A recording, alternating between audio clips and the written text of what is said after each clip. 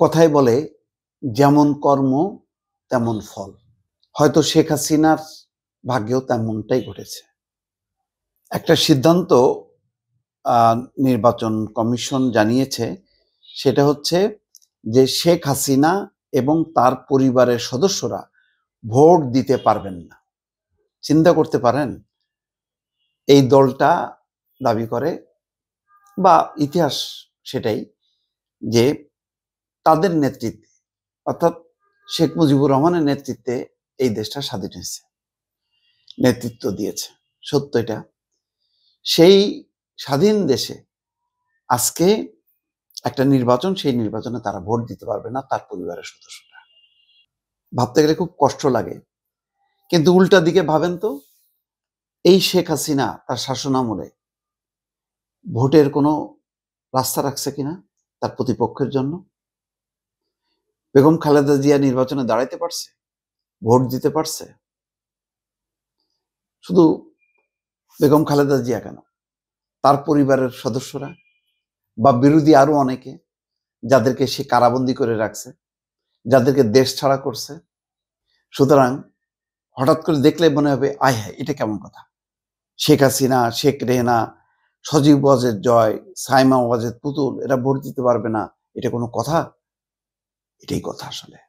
কারণ আজকে এই সিদ্ধান্তটা, এই পরিণতিটা দায় হচ্ছে তাদের। তারা এমন একটা পরিস্থিতি তৈরি করছে, জাল জালিয়াতির নির্বাচন, ভোট ছাড়া নির্বাচন এবং স্বৈরতন্ত্র প্রতিষ্ঠার মধ্য দিয়ে, যে আওয়ামী লীগ ছাড়া আর কেউ ক্ষমতায় থাকতে পারবে না। এবং আওয়ামী লীগ না, আসলে শেখ হাসিনা নিজে অথবা তার পরিবার। দেখেন এখন পায়তারা করতেছে, পুতুল আর জয়কে নাকি ওই মানে কি সোনিয়া, মাফ করবেন, প্রিয়াঙ্কা রাহুল বানাবে।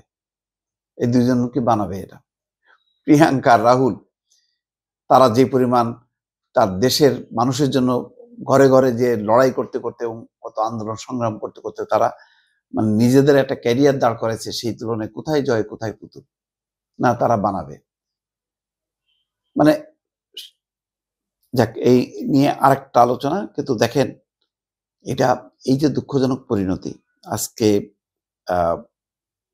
নির্বাচন কমিশনের সচিবালয়ের সিনিয়র সচিব আক্তার আহমেদ এই কথা বলছেন।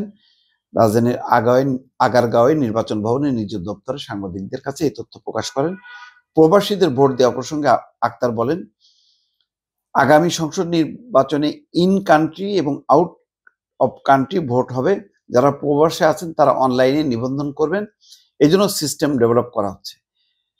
এদিকে যাদের এনআইডি লক আছে তারা কেউই প্রবাসে বসে ভোট দিতে পারবেন না। যেহেতু শেখ হাসিনা এবং তার পরিবারের সদস্যদের এনআইডি ব্লক করা আছে, সুতরাং তারা ভোট দিতে পারবেন না। অন্য নেতারা ভোট দিতে পারবেন কিনা জানতে চাইলে বলেন যে যাদের এনআইডি ব্লক করা নেই তারা পারবেন।